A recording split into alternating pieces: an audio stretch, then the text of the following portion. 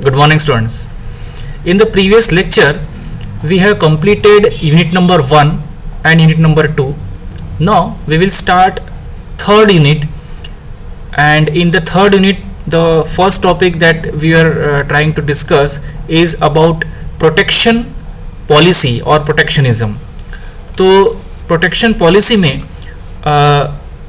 का कंसेप्ट हमको देखना है, साथ में ही tariff and non tariff barriers, ये जो कंसेप्ट है ये हमको डिटेल में स्टडी करना है. तो इस लेक्चर से हम यूनिट नंबर 3 स्टार्ट करेंगे और यूनिट नंबर 3 का जो पहला टॉपिक है प्रोटेक्शनिज्म, ये हम वर्ल्ड ट्रेड का पहला टॉपिक आज से शुरू कर रहे हैं. तो सबसे पहले हम देखते हैं कि प्रोटेक्शनिज्म या प्रोटेक्शन पॉलिसी क्या होती है. अब किसी भी इकोनॉमी में वहाँ के इंडस्ट्रियल डेवलपमेंट करने के लिए एक पॉलिसी होती है, जिस पॉलिसी में गवर्नमेंट चाहती है कि उनके देश के जो भी डोमेस्टिक इंडस्ट्रीज है उस इंडस्ट्रीज को सेफगार्ड करना चाहिए, उनको प्रोटेक्ट करना चाहिए और उनको बढ़ावा देना चाहिए, उनको इंकरेज करना चाहिए. तो वो जो डोमेस्टिक पॉलिसी है, होम इंडस्ट्रीज को प्रमोट करने के लिए गवर्नमेंट जो पॉलिसी अडॉप्ट करती है, that policy is called as protectionism. मतलब प्रोटेक्शनिज्म में गवर्नमेंट क्या करती है कि गवर्नमेंट डोमेस्टिक इंडस्ट्रीज को प्रोटेक्ट करने के लिए, उनको इंकरेज करने के लिए बहुत सारे टूल्स डिवाइस करती है, बहुत सारे मेथड्स डिवाइस करती है, जिसके माध्यम से गवर्नमेंट का इंटेंशन ये है कि उनके देश की जो डोमेस्टिक इंडस्ट्रीज है या होम इंडस्ट्रीज है उसको बढ़ावा मिले, वहाँ पर ग्रोथ हो. इस इंटेंशन से गवर्नमेंट प्रोटेक्शनिज्म या प्रोटेक्शन की जो पॉलिसी है वो इम्प्लीमेंट करती है. और इस पॉलिसी में गवर्नमेंट क्या करती है, इस पॉलिसी में गवर्नमेंट इंकरेज करती है डोमेस्टिक या होम इंडस्ट्रीज को. और वो कैसे इंकरेज करती है तो वो हम आगे डिटेल में देखेंगे कि वो इंकरेज करने के लिए दो माध्यम है, tariff and non tariff barrier. Tariff मतलब जो हम इंपोर्ट करते हैं तो इंपोर्ट पर टैक्स जो रहता है उसको कहते हैं टैरिफ. और नॉन टैरिफ मतलब टैक्स को छोड़कर कुछ अदर टूल्स है, कुछ दूसरे माध्यम है जिस माध्यम से गवर्नमेंट जो है वो इंपोर्ट को इंकरेज नहीं करती, डिस्करेज करती है और होम इंडस्ट्रीज को इंकरेज करती है. तो हम डिटेल में आगे देखेंगे. तो सबसे पहले जो प्रोटेक्शन की पॉलिसी है जिसमें गवर्नमेंट जो है ये डोमेस्टिक इंडस्ट्रीज को प्रोटेक्ट करती है, उनको बहुत सारे बेनिफिट्स देती है, सब्सिडी देती है, सब्सिडी अलग अलग प्रकार से गवर्नमेंट देती है, टैक्स में कटौती देती है. तो इस प्रकार से बेनिफिट देती है ताकि वो इंडस्ट्री ग्रो हो, वहाँ पर प्रोडक्शन हो, वहाँ पे अपने देश की इंडस्ट्री में वहाँ पर प्रोडक्शन हो, लोगों को काम मिले और जीडीपी बढ़े.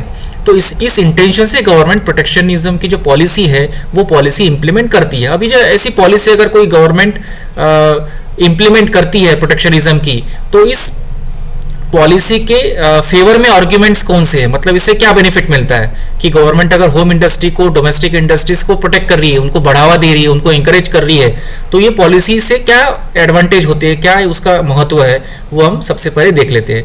तो इस प्रकार से अगर प्रोटेक्शनिज्म की पॉलिसी अगर गवर्नमेंट इंप्लीमेंट करती है तो सबसे पहला उसका बेनिफिट है या उसके फेवर में आर्ग्यूमेंट ये है कि उससे एम्प्लॉयमेंट जनरेशन होता है कि अपने ही देश की इंडस्ट्री अगर ग्रो हो रही है, अपने देश की इंडस्ट्री में प्रोडक्शन ज़्यादा हो रहा है, तो वहाँ पर काम करने वाले जो लोगों की संख्या है वो और उनमें बढ़ोतरी होगी और लोगों को काम मिलेगा. तो रोजगार निर्मित, एम्प्लॉयमेंट जनरेशन, ये सबसे बड़ा बेनिफिट है प्रोटेक्शन पॉलिसी का. देन दूसरा उसमें एडवांटेज ऐसा है कि इन्फेंट इंडस्ट्री, मतलब अपने ही देश की ऐसी इंडस्ट्री जो जिनको ज़्यादा समय नहीं हुआ है स्टार्ट होके, तो ऐसी इंडस्ट्री अगर फॉरेन के मल्टीनेशनल कॉरपोरेशन के साथ में कॉम्पीट नहीं कर सकती, तो ऐसे कंडीशन में उस इंडस्ट्रीज को प्रोटेक्शन देना ज़रूरी है. डोमेस्टिक इंडस्ट्रीज को, जो नई इंडस्ट्रीज हैं, तो उसको कहते हैं इन्फेंट इंडस्ट्री, तो उसको प्रोटेक्शन देना बहुत आवश्यक है. अदरवाइज वो बड़े मल्टीनेशनल कंपनी के साथ में जो आज की बहुत ही कम उनको एक्सपीरियंस है, ऐसी हमारी होम इंडस्ट्री, डोमेस्टिक इंडस्ट्री उनके सामने कॉम्पीट नहीं कर सकती. तो उनके लिए सबसे पहले क्या देना चाहिए, प्रोटेक्शन देना आवश्यक है. देन बेसिक इंडस्ट्रीज, किसी भी देश में जो बेसिक इंडस्ट्रीज होती है, सीमेंट, कोयला, इलेक्ट्रिसिटी जनरेशन, इंफ्रास्ट्रक्चर प्रोवाइड करने वाली, तो वो बेसिक इंडस्ट्रीज तब तक ग्रो नहीं हो सकती जब तक गवर्नमेंट उन इंडस्ट्रीज को प्रोटेक्शन नहीं देती. क्योंकि अदरवाइज ऐसी इंडस्ट्रीज में प्रोडक्शन तब तक नहीं हो सकता जब तक वहाँ की गवर्नमेंट उनको सब्सिडी नहीं देती, वहाँ की गवर्नमेंट अलग अलग वहाँ के जो बेनिफिट्स है वो उनको नहीं देती। तो उस बेसिक इंडस्ट्रीज को डेवलप करने के लिए हमको प्रोटेक्शन की जो पॉलिसी है उस देश की गवर्नमेंट के लिए बहुत आवश्यक हो जाती है।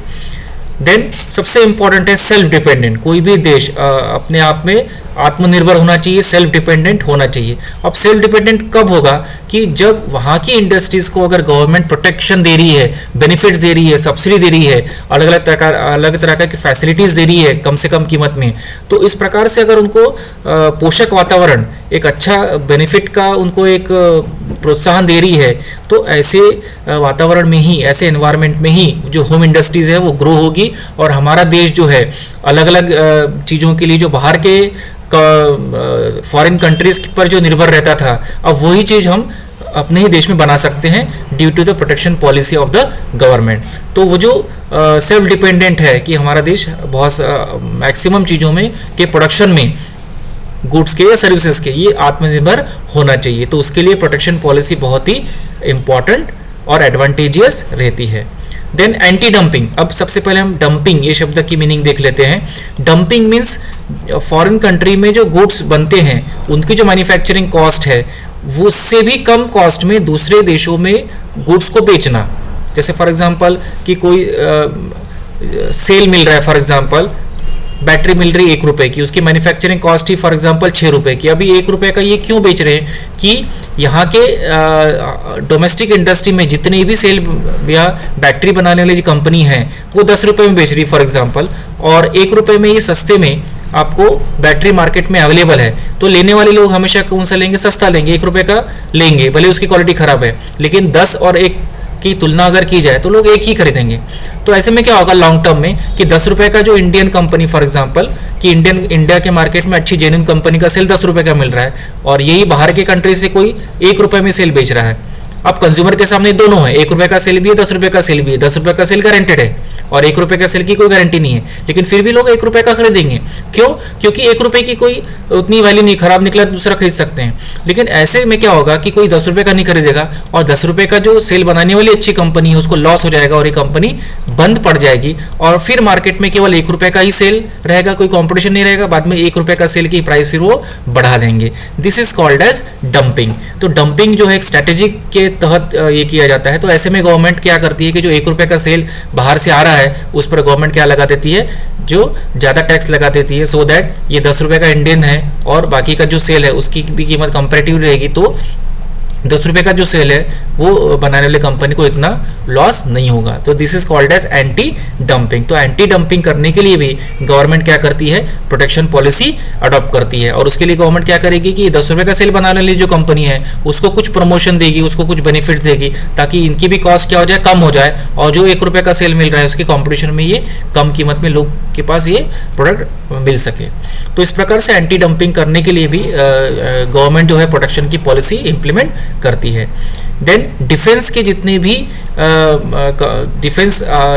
जितने भी गुड्स बनाने वाली जो कंपनियां हैं उन कंपनियों को प्रोटेक्शन देना, क्योंकि क्या होगा कि डिफेंस में जितने भी हमको सामान लगते हैं वो सामान भी अगर हमने फॉरेन कंट्री से मंगा लिया तो हम पूरे के पूरे फॉरेन कंट्री पर डिपेंड हो जाएंगे। युद्ध की परिस्थिति में हम बहुत ही हेल्पलेस हो जाएंगे। तो ऐसी स्थिति में जो डिफेंस के जितने भी गुड्स बनाने वाली कंपनियां हैं उनको प्रोटेक्शन गवर्नमेंट देती है, अलग अलग बेनिफिट्स देती है, ताकि ऐसी परिस्थिति में डिफेंस के जितने भी गुड्स हैं वो पर्याप्त मात्रा में हमारे पास अवेलेबल होना चाहिए। तो डिफेंस के लिए भी प्रोटेक्शन बहुत आवश्यक होता है। Then industrial development. किसी भी देश का अगर इंडस्ट्रियल डेवलपमेंट करना है तो इंडस्ट्रीज को बढ़ावा देना जरूरी है, और इंडस्ट्रीज, हमारे देश की इंडस्ट्रीज अगर उनको बेनिफिट नहीं मिल रहा है, उनको कंसेशंस नहीं मिल रहे हैं, तो बड़ी बड़ी मल्टीनेशनल कंपनी के सामने एकदम से वो कंपटीशन में नहीं उतर सकती। तो इंडस्ट्रियल डेवलपमेंट करने के लिए, ग्रोथ प्रोडक्शन बढ़ाने के लिए प्रोटेक्शन की जो पॉलिसी है ये बहुत ही इंपॉर्टेंट रहती है। Then increase in GDP, gross domestic product, ये तब तक नहीं बढ़ेगा जब तक इंडस्ट्रियल डेवलपमेंट नहीं होगा, और इंडस्ट्रियल डेवलपमेंट कब तक नहीं होगा? जब तक आप उसको प्रोटेक्शन नहीं देंगे। तो प्रोटेक्शन की वजह से इंडस्ट्रियल डेवलपमेंट होता है, और इंडस्ट्रियल डेवलपमेंट की वजह से जो जीडीपी है, ग्रॉस डोमेस्टिक प्रोडक्ट, वो इंक्रीज होने में मदद होती है। Then improvement in the balance of payment. Balance of payment एक टर्म हम पहले भी देख चुके हैं कि बैलेंस ऑफ पेमेंट क्या है? एक रिकॉर्ड है जहाँ पर सिस्टमेटिक तरीके से किसी भी देश ने कितना एक्सपोर्ट किया, कितना इंपोर्ट किया एक पर्टिकुलर पीरियड में, उसके बारे में डिटेल में जानकारी होती है। तो एक साल में किसी भी देश ने कितना एक्सपोर्ट किया, कितना इंपोर्ट किया है, ये जिस डॉक्यूमेंट में गवर्नमेंट सिस्टमेटिक तरीके से रिकॉर्ड करती है, that document is called as balance of payment. और हमने इसके पहले भी देखा था कि किसी भी देश का एक्सपोर्ट क्या होना चाहिए, ज़्यादा होना चाहिए, और इंपोर्ट कम होना चाहिए। एक्सपोर्ट मतलब हमारे देश से हम क्या कर रहे हैं, जो गुड्स है वो मैन्युफैक्चर कर रहे हैं और फॉरेन कंट्री में उसको सेल कर रहे हैं, that is called as export. और इंपोर्ट मतलब क्या, उल्टा, हम फॉरेन कंट्री से क्या कर रहे हैं, परचेस कर रहे हैं, और that is called as import. तो हमारा इंपोर्ट कम होना चाहिए और एक्सपोर्ट क्या होना चाहिए, ज़्यादा होना चाहिए।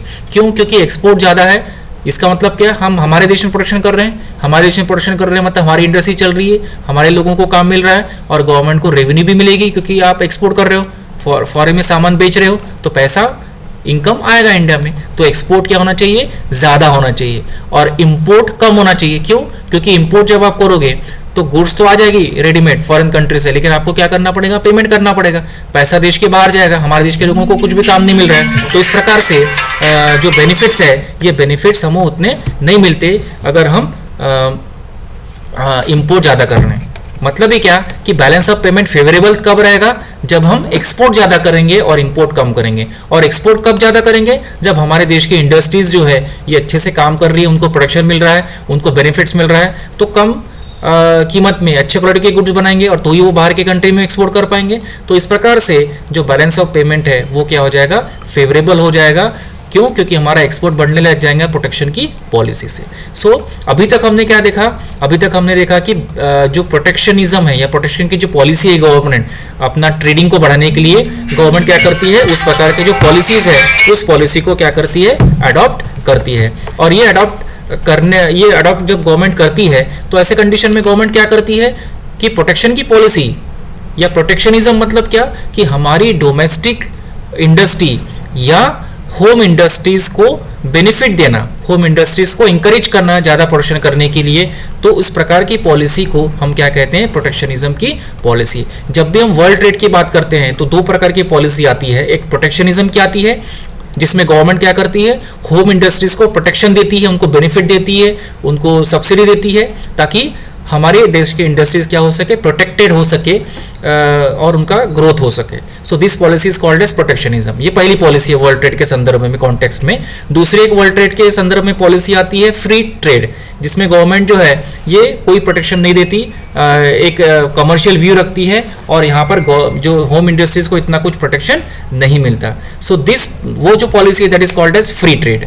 लेकिन अभी हम किसकी बात कर रहे हैं, प्रोटेक्शनिज्म की, जहां पर गवर्नमेंट जो है हमारी होम इंडस्ट्रीज को प्रोटेक्शन देती है, इंकरेज करती है और अलग अलग प्रकार की जो फैसिलिटीज है वो प्रोवाइड करती है। तो उसके हमने बेनिफिट्स देख लिए कि कितने बेनिफिट्स एम्प्लॉयमेंट जनरेशन से लेकर हमें इन्फिनिट इंडस्ट्री बढ़ सकती है, बेसिक इंडस्ट्री का डेवलपमेंट होता है, सेल्फ डिपेंडेंट कंट्री होती है, एंटी डंपिंग के लिए गवर्नमेंट प्रोटेक्शन देती है, डिफेंस के लिए करती है, इंडस्ट्रियल डेवलपमेंट के लिए करती है, जीडीपी बढ़ जाता है और बैलेंस ऑफ पेमेंट इसमें क्या हो जाता है, फेवरेबल हो सकता है प्रोटेक्शन पॉलिसी से। So these are the advantages. अभी हम क्या देखेंगे, इसका हम देखेंगे डिसएडवांटेज, मतलब आर्ग्यूमेंट अगेंस्ट प्रोटेक्शनिज्म। मतलब ये जो प्रोटेक्शन की जो पॉलिसी है, ये प्रोटेक्शन पॉलिसी में कुछ प्रॉब्लम्स भी है, कुछ लिमिटेशंस भी है, वो भी हम डिस्कस करेंगे कि प्रोटेक्शन पॉलिसी में क्या प्रॉब्लम्स आते हैं या क्या उसके डिसएडवांटेज है।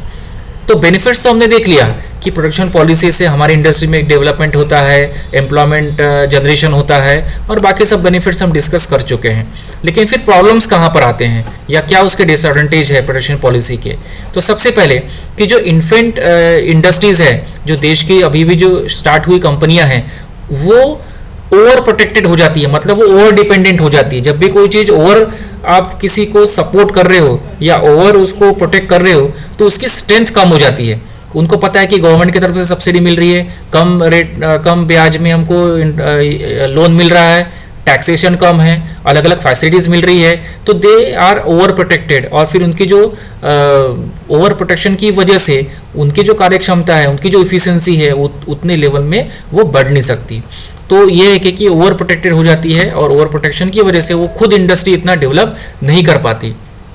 Then it may create monopoly. अब वो जो इंडस्ट्री है जिनको प्रोटेक्शन मिला हुआ है उनकी एक प्रकार से मोनोपोली मार्केट में हो जाती है कि उनको पता है कि गवर्नमेंट जो है अलग अलग पॉलिसी के तहत, अलग अलग रूल्स के तहत उनको बेनिफिट्स मिल रहे हैं, प्रोटेक्शन मिल रहा है, तो उनकी एक प्रकार की मार्केट में मोनोपोली हो जाती है। गुड्स का सप्लाई करना है तो वही 4-5 कंपनियां हैं जिनको गवर्नमेंट की तरफ से बेनिफिट मिल रहा है, तो उनकी एक प्रकार की मार्केट में मोनोपोली क्रिएट हो जाती है। तो वो उसकी वजह से रेट बढ़ना या उसकी वजह से कम क्वालिटी के गुड्स मार्केट में सप्लाई होना, तो इस प्रकार के मोनोपोलीज वहां पर हो सकती है in case of protectionism. The unprotected industries are negatively affect. अब इसमें क्या होता है कि गवर्नमेंट कुछ इंडस्ट्रीज को, क्योंकि गवर्नमेंट जो है ये हर इंडस्ट्री को प्रोटेक्ट नहीं कर सकती, कुछ इंडस्ट्रीज जो उनकी प्रायोरिटी लिस्ट में है उनको ही प्रोटेक्शन मिलेगा, बाकी के इंडस्ट्रीज को प्रोटेक्शन नहीं मिलेगा। तो जिन इंडस्ट्रीज को प्रोटेक्शन नहीं मिल रहा है उनकी तरफ से एक नेगेटिव रिस्पॉन्स आ सकता है और उनकी तरफ से उनको नेगेटिव इफेक्ट हो सकता है, क्योंकि गवर्नमेंट जिनको प्रोटेक्शन दे रही है उनको बेनिफिट दे रही है फाइनेंशियली। अब गवर्नमेंट के पास पैसा कहाँ से आएगा, कहीं ना कहीं इंडस्ट्री से तो पैसा वो निकालेंगे ही। तो जो अनप्रोटेक्टेड है उन पर कभी कभी ज़्यादा टैक्स लग जाता है और उनको उनके पास जो उनकी इन्वेस्टमेंट कैपेसिटी है लॉन्ग टर्म की वो थोड़ी सी कम हो जाती है और उन पर नेगेटिव इफेक्ट होता है जिनको प्रोटेक्शन नहीं मिल रहा है। Then consumer gets less choice. अब यहाँ पे क्या होता है कि अगर प्रोटेक्शन की पॉलिसी है तो जो कंज्यूमर है उनको कम रेट में तो गुड्स मिलने के चांसेस हैं, लेकिन उनके पास चॉइसेस ज़्यादा नहीं रहते, क्योंकि जितनी 4-5 कंपनियां इंडस्ट्रीज को प्रोटेक्शन मिला हुआ है उन्हीं को उसके बेनिफिट जो है वो मिलेंगे और कंज्यूमर के सामने कुछ ज़्यादा चॉइस अवेलेबल नहीं रहेंगे, तो उनको चॉइस कम हो जाती है। देन इफिशियंसी कम हो जाएगी, क्योंकि जितनी भी इंडस्ट्री को प्रोटेक्शन मिल रहा है तो उनको पता है कि इफिशियंसी कम भी रखे तो भी गवर्नमेंट की तरफ से बेनिफिट मिल ही रहे हैं, सब्सिडी मिल ही रही है, टैक्स हॉलीडे है ही, तो इस तरीके से उनको उनकी जो इफिशियंसी है वो इफिशियंसी ओवरऑल कम हो जाती है। Then resources are not optimum utilize, क्योंकि वो कंपटीशन को एक्सपोज नहीं हुए हैं, तो उनकी जो एक ओवरऑल इफिशियंसी कम हो जाती है। इफिशियंसी कम होने की वजह से उनके पास जितने भी रिसोर्सेज हैं, चाहे वो कैपिटल हो चाहे वो ह्यूमन हो, उसका उतना प्रॉपरली यूटिलाइजेशन नहीं हो सकता जितना होना चाहिए। देन इन्फ्लेशन, इसमें महंगाई बढ़ने के चांसेस ज़्यादा रहते हैं, क्योंकि इसमें क्या होगा कि बहुत बार ऐसा होगा कि प्रोटेक्शनिज्म की वजह से मार्केट में उतना गुड्स का सप्लाई नहीं हो पाएगा जितना होना चाहिए, तो उसकी वजह से मार्केट में महंगाई या इन्फ्लेशन बढ़ने के चांसेस यहाँ पर ज़्यादा रहते हैं प्रोटेक्शन की पॉलिसी में। Then retaliation for international business and houses. अब इसमें क्या होगा कि फॉर एग्जांपल कि ये फॉरेन कंट्री है, ये इंडिया है। अब इंडिया में जितनी भी इंडस्ट्रीज है उस इंडस्ट्रीज को यहाँ की गवर्नमेंट बहुत सपोर्ट कर रही है, सब्सिडी दे रही है, बेनिफिट दे रही है, तो और वही गुड्स हम एक्सपोर्ट कर रहे हैं सस्ते में। अब ये जो फॉरेन कंट्री है ये भी इसी प्रकार से रिटेलिएशन करेगी, यहाँ पर जो आप एक्सपोर्ट कर रहे हो कम कीमत में उस पर ज़्यादा टैक्स लगाना, या फॉरेन कंट्री वहाँ पे जो इंडस्ट्रीज है उसको प्रोटेक्शन देगी, वहाँ पर बेनिफिट देगी और वो भी फिर सस्ते में गुड्स इंडिया में एक्सपोर्ट ये करेगी। तो ऐसे में जो इंटरनेशनल बिजनेस हाउसेस है या फॉरेन कंट्रीज है उसकी तरफ से एक रिटेलिएशन, एक विरोध होगा इस पॉलिसी का, और इसकी वजह से गवर्नमेंट को कभी कभी प्रॉब्लम्स आ सकते हैं। Reduced export. अब इसमें क्या होगा कि जो प्रोटेक्शन की जो पॉलिसी है इसमें कभी कभी एक्सपोर्ट कम होने के चांसेस ज़्यादा रहेंगे। जैसे आप हमारे देश से अगर कोई चीज़ आप एक्सपोर्ट कर रहे हो उस इंडस्ट्री को बहुत बेनिफिट मिल रहे हैं, तो ऐसे में क्या होगा कि फॉरेन जो कंट्री है वो देखेंगे कि यहाँ पर सब्सिडी बहुत मिल रही है, इसकी वजह से सस्ते में हमारे देश में सामान बेच रहे हैं, तो ऐसे में वो क्या करेंगे उस सामान पर ज़्यादा टैक्स लगा देंगे। ज़्यादा टैक्स बढ़ा दिए तो वो चीज़ महंगी हो जाएगी और वहाँ पर जो आप सामान एक्सपोर्ट ज़्यादा कर रहे थे वो कीमत बढ़ने की वजह से वहाँ पर डिमांड कम हो जाएगी और सेल कम हो जाएगा। तो इस प्रकार से जो एक्सपोर्ट है वो एक्सपोर्ट कम होने के चांसेस रहते हैं। देन करप्शन, यहाँ पर करप्शन होने के चांसेस बहुत रहते हैं, क्योंकि जब प्रोटेक्शन की जो पॉलिसी रहती है गवर्नमेंट की, इसमें जो भी प्रोसीजर्स होती हैं प्रोटेक्शन पाने के, तो उसमें घूस देना या इस प्रकार से लॉबिंग करना, तो जो नाम है हमारी इंडस्ट्रीज़ का वो प्रोटेक्टेड लिस्ट में ही होना चाहिए, तो वो लिस्ट में लाने के लिए बहुत बार करप्शन का सहारा लिया जाता है। तो इस प्रकार से ओवरऑल जो करप्शन की जो लेवल है ये प्रोटेक्शन में बढ़ने के चांसेस ज़्यादा रहते हैं। तो इस प्रकार से प्रॉब्लम्स भी प्रोटेक्शन पॉलिसी में हो सकते हैं। तो प्रॉब्लम्स हमने देखे कि ओवर प्रोटेक्शन जो होने की वजह से डेवलपमेंट नहीं होता, मोनोपोली क्रिएट हो सकती है, जो इंडस्ट्रीज़ को प्रोटेक्शन नहीं मिला है वो नेगेटिवली अफेक्ट होती है, कंज्यूमर के सामने ज़्यादा चॉइसेस नहीं रहती, इफ़िशियंसी ओवरऑल जो है डोमेस्टिक इंडस्ट्रीज़ की वो प्रोटेक्शन की वजह से कम हो जाती है, रिसोर्सेज ऑप्टिममली यूटिलाइज नहीं होते, इन्फ्लेशन रिजल्ट हो सकता है क्योंकि उतना सप्लाई ज़्यादा हो नहीं सकता। इंटरनेशनल बिजनेस हाउसेस की तरफ से रिटालिएशन मतलब एक विरोध हो सकता है, एक्सपोर्ट कम हो जाता है और करप्शन बढ़ने के चांसेस इसमें रहते हैं। नेक्स्ट लेक्चर में हम tariff and non tariff barrier मतलब जो प्रोटेक्शन करने के दो तरीके हैं, एक तो टैरिफ बैरियर, दूसरा नॉन टैरिफ बैरियर, ये नेक्स्ट लेक्चर में हम डिस्कस करेंगे।